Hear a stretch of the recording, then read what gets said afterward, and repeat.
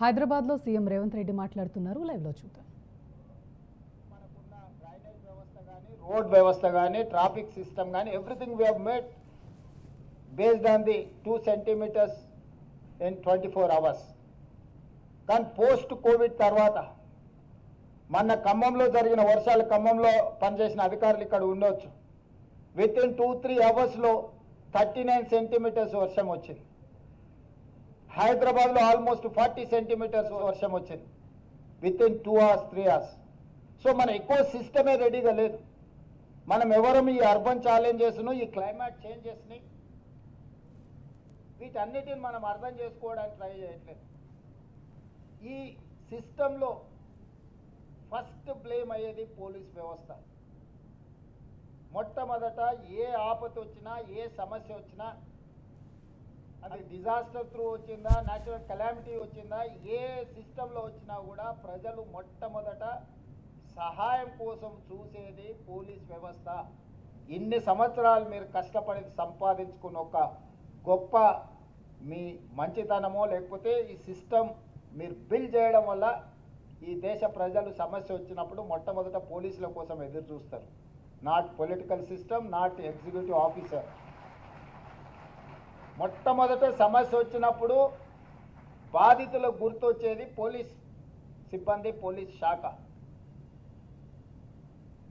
అట్లా మీరు గుర్తింపు తెచ్చుకున్న మీరు ఈరోజు నూతన సమస్యల్ని ఎదుర్కొంటున్నారు. ఒకప్పుడు మీకున్న సమస్య తీవ్రవాదం అయి ఉండొచ్చు. తీవ్రవాదాన్ని ఎదుర్కోవడానికి ఆక్టోపస్ తీసుకొచ్చింది, గ్రే హ్యాండ్స్ తీసుకొచ్చింది, ఎస్ఐబీలను తీసుకొచ్చింది, ఇతర వ్యవస్థలను తీసుకొచ్చింది. After 25-30 years, after 40 years, you have achieved your goal more or less 98%, or we are going to reach 100%. అవినీతిని ఎదుర్కోవడానికి ఏసీబీ, సిస్టంల ఫెయిల్యూర్ని రీచ్ చేయడానికి విజిలెన్స్ అండ్ ఎన్ఫోర్స్మెంట్, ఇతర రాష్ట్రాలలో నేరాలు జరిగినప్పుడు ఈ రాష్ట్రంలోనే, ఈ జిల్లాలు ఈ రాష్ట్రంలోనే కాదు పక్క రాష్ట్రాల్లో విచారణ చేయాలనుకున్నప్పుడు సిబిసిఐడి లాంటి వ్యవస్థల్ని మీరు ఏర్పాటు చేసుకున్నారు. ఈరోజు ఇవి సరిపోవడం లేదు. ఈరోజు ప్రపంచంలో జరిగిన మార్పులు, 40 సంవత్సరాల క్రితం కంప్యూటర్ అంటే మనకు పెద్దగా తెలియదు, మొబైల్ అంటే మనకు అందుబాటులో లేదు, వైఫై లాంటి టెక్నాలజీస్ మనం చూడలే. సో మనం పోలీస్ మాన్యువల్స్ రాసుకున్నప్పుడు మనకున్న ఛాలెంజెస్ బేసిస్ మీద మనం రాసుకున్నాం.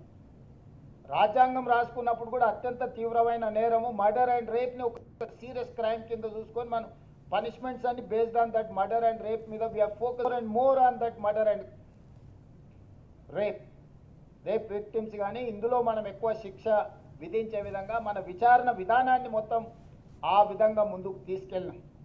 ఫిజికల్ క్రైమ్ మీద మన పోలీస్ ఇన్వెస్టిగేషన్ అంతా ఆధారపడే విధంగా మన మాన్యువల్స్ కానీ మన ఎకో సిస్టమ్ని అంతా బిల్డ్ చేసుకున్నాం. Today physical crime is not there. The cyber crime has entered in our era. Drugs, narcotics, dark websites, నేర స్వరూపమే మారిపోయింది. గతంలో నేరం చెయ్యాలంటే ఫిజికల్గా ఒక వ్యక్తి వచ్చేవాడు, ఒక ఏదైనా ఇప్పుడు మనం అనుకున్న నేరాలు చేయాలంటే. ఇప్పుడు ఏ రాష్ట్రంలో అయినా, ఏ దేశంలో అయినా, ఎక్కడైనా కూర్చొని మన చేతిలో ఉండే మొబైల్లోకి ఎంటర్ అయిందంటే మన లైఫ్లోకి డైరెక్ట్గా ఎంటర్ అయినట్లని. డ్రగ్స్ ఎక్కడి నుంచి అయినా ఆపరేట్ చేయొచ్చు. మన దగ్గర కొకైన్, హెరాయిన్ మనమేం పండించాం, మేబీ గంజాయి మన దగ్గర పండిస్తుండొచ్చు ఏఓబి ఏరియాలో, ఇతర ప్రాంతాలలో. సో ఈరోజు డ్రగ్ పెడ్లర్స్, సైబర్ క్రైమ్, ఇవన్నీ కొత్త సమస్యలు మనకు. ఈ కొత్త సమస్యలు ఉత్పన్నమవుతున్నప్పుడు పోలీస్ శాఖ సంసిద్ధత వ్యక్తం చేయాలి. మీరు అప్గ్రేడ్ అవ్వాల్సిన అవసరం ఉంది. ప్రభుత్వాలకు విధానపరమైన నిర్ణయాలను తీసుకోవాల్సిన పరిస్థితులు ఉత్పన్నమైనవి. అందుకే ఈరోజు మనం సైబర్ క్రైమ్ని అడ్రస్ చేయడానికి, మీరు సైబర్ క్రైమ్ ఇప్పుడు డ్రగ్స్ రిలేటెడ్ మీరు ఏ కేసు పట్టుకున్న ఫోరెన్సిక్ అనాలిసిస్ ఇంపార్టెంట్.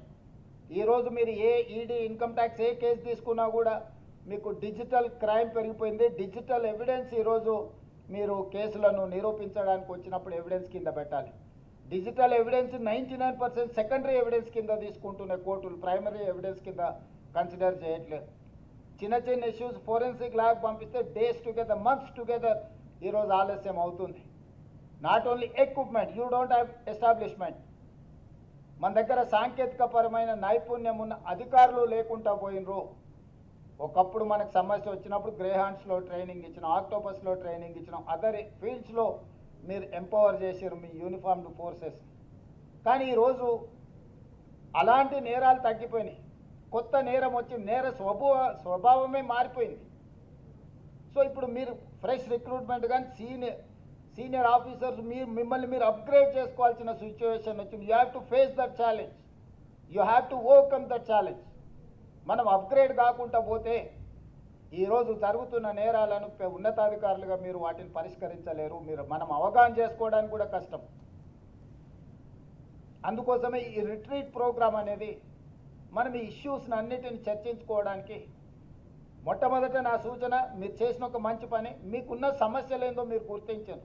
అంటే 50% మీ సమస్యలకు మీరు ఆ సమస్యను గుర్తించడం ద్వారా ఈరోజు పరిష్కారం దొరికిందని ముఖ్యమంత్రిగా నేను భావిస్తున్నా. మిగతా 50% ప్రభుత్వం తీసుకునే నిర్ణయాన్ని బట్టి పరిష్కారం జరుగుతుంది. మీ సమస్యనే మీకు తెలియకపోతే, మీ సమస్యను ఎలా పరిష్కరించుకోవాలనో మీకు అవగాహన లేకపోతే రాష్ట్ర ప్రభుత్వం చేయడానికి కూడా ఏమీ ఉండదు. అందుకే ఈరోజు మీరు ఒక మంచి కార్యక్రమాన్ని తీసుకొని నార్కోటిక్స్లో కానీ సైబర్ క్రైమ్లో కానీ ఇతర అంశాల పట్ల మీరు ఏదైతే విశ్లేషించుకున్నారో దీన్ని లీగల్ ఫ్రేమ్వర్క్లోకి తీసుకురావాలంటే sometimes government of India is having some rules and regulations, state is having some other. వీటిని కాంట్రాడిక్ట్ కూడా కాకుండా చూడాలి. ఈరోజు ట్రాన్స్పోర్టేషన్లో గవర్నమెంట్ ఆఫ్ ఇండియా కొన్ని పాలసీస్ ఉన్నాయి, అదేవిధంగా నార్కోటిక్స్ రిలేట్ దాంట్లో వాళ్ళ కొన్ని ఇష్యూస్ ఉన్నాయి, సైబర్ క్రైమ్ రిలేట్లో ఇంకొక రకం ఉన్నది. సో ఈరోజు మీ వరకు లీగల్ ఫ్రేమ్ చేసుకుంటే మీ స్టేట్ వరకు మీరు ఎదుర్కొంటున్న సమస్యలు కరెక్టే. కానీ రేపు పొద్దుగాల దీన్ని చట్ట రూపంలో మార్చాల్సి వచ్చినప్పుడు ద్వారా నేరగాళ్ళు తప్పించుకోకుండా ఉండాలంటే ఇంకా దీన్ని పక్కడబందిగా లీగల్ ఫ్రేమ్వర్క్లోకి తీసుకురావాల్సిన అవసరం ఉంది. అందుకే నేను శ్రీధర్ రెడ్డి గారికి సూచన చేస్తున్నా, నేను చీఫ్ సెక్రటరీ గారికి ఆదేశాలు ఇస్తా. చీఫ్ సెక్రటరీ గారు చైర్పర్సన్గా, మీరు కో చైర్మన్గా వండుకుంటూ లా సెక్రటరీ ఇందులో ఉండాలి. ఫైనాన్షియల్ కాంకరెన్స్ ఉన్నది, ఎంత ఆర్థికపరమైన భారం పడుతుంది, రాష్ట్ర ప్రభుత్వానికి ఎంత వెసులుబాటు ఉందనేది అర్థం చేసుకోవాలంటే ఫైనాన్స్ సెక్రటరీ గారు ఇందులో ఉండాలి. ట్రాన్స్పోర్ట్ స్పెషల్ చీఫ్ సెక్రటరీ ఇందులో మెంబర్గా ఉండాలి. ఎందుకంటే దీంట్లో మెనీ కాంప్లికేషన్స్ ఉన్నాయి. సో వీటన్నిటికీ ఇప్పుడు నాకు ఏదైతే ప్రతిపాదనలు మీరు తీసుకొచ్చి ఇచ్చిందో, నేను ఒక చీఫ్ సెక్రటరీ ఆధ్వర్యంలో ఒక అధికారుల కమిటీని నియమిస్తాను. మీరు ఇక్కడ నా ముందు ప్రతిపాదించిన అంశాలను అన్నిటిని కూడా అందులో మీరు చర్చించండి.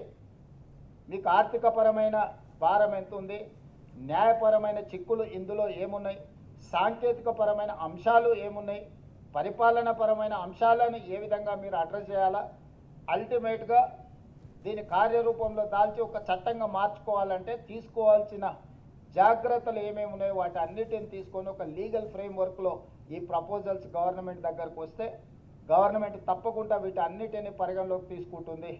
ఈరోజు మీ డిపార్ట్మెంట్లో ఏదైతే శాంక్షన్ పోస్టులు ఇంకా తక్కువ ఉన్నాయని మీరైతే ప్రతిపాదన ఇచ్చిండ్రో, ఇక్కడ నా సూచన ఒకటి, మన దగ్గర ఉన్న మండలాలు, ఎందుకంటే పోలీస్ వ్యవస్థ మండలం, ప్రతి మండలానికి ఒక పోలీస్ స్టేషన్ అనుకుంటున్నాం. ఆల్మోస్ట్ ఆ పైన డిఎస్పీలు కానీ లేకపోతే ఏసీపీలు కానీ, ఆ పైన మీకు జిల్లాలు, 3 లేయర్ సిస్టమ్ డిస్ట్రిక్ట్ లెవెల్లో ఉన్నది. ఒక మండలం 4 గ్రామాల మండలం ఉన్నది, ఒక మండలం 1,50,000 మండలం ఉన్నది. సో 4 గ్రామాలు ఉన్నదానికి ఈచ్ మండలం ఇంత పోలీస్ అని మీరు ఒక స్ట్రక్చర్ వేసుకుంటే దానివల్ల మీ సిబ్బందిని మీరు సరైన విధంగా వినియోగించుకోలేరు.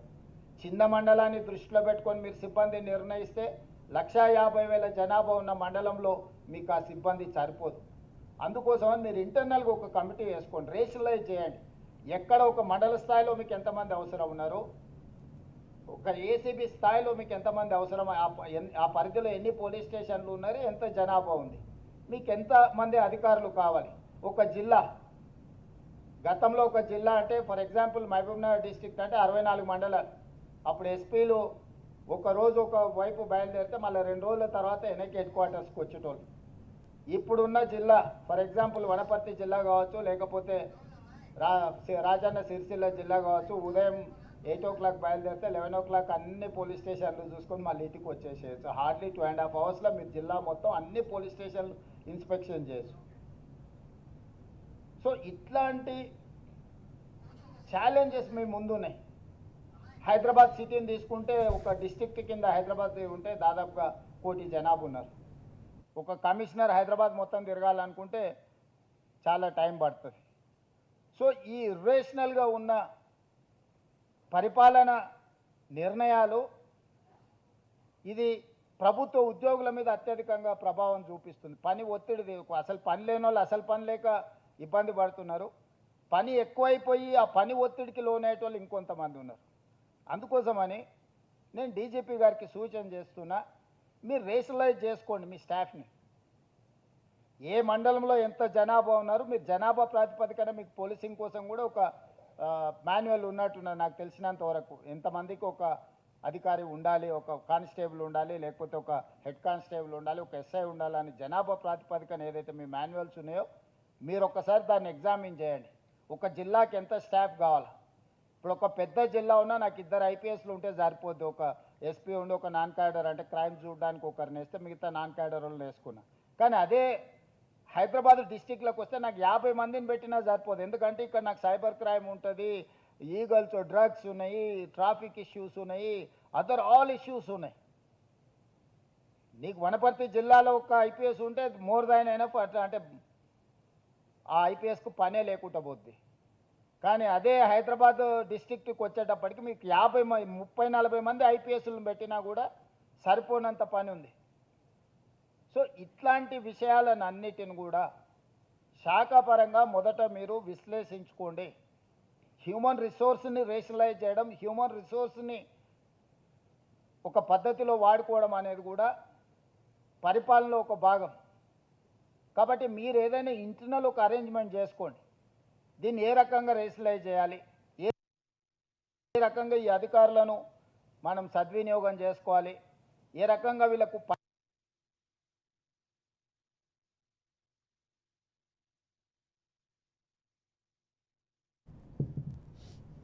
కల్పించాలి, ఏ రకంగా పని ఒత్తిడి ఎక్కువ ఉన్న వాళ్ళకు ఆ ఒత్తిడి తగ్గించాలి. ఈరోజు ఇంతకుముందు మీరు ర్యాపిడ్ యాక్షన్ ఫోర్స్ లాంటి వాళ్ళని, లేకపోతే మహారాష్ట్రలో స్పెషల్ టీమ్స్ ఉన్నట్టున్నాయి, అంటే ఏదైనా ఇన్సిడెంట్స్ జరిగితే ఎస్కేఫ్ లాంటివి ఉన్నట్టున్నాయి. అట్లనే ఈరోజు మీరు అడిగారు. కానీ మీకు గ్రే హ్యాండ్స్లో 1200 మంది వెల్ ట్రైన్డ్ ఫోర్స్ ఉంది. ఈరోజు మీ కోంబింగ్ ఇవన్నీ తగ్గిన సందర్భంలో వాళ్ళని ఎక్కడో ఒక దగ్గర మళ్ళీ మీరు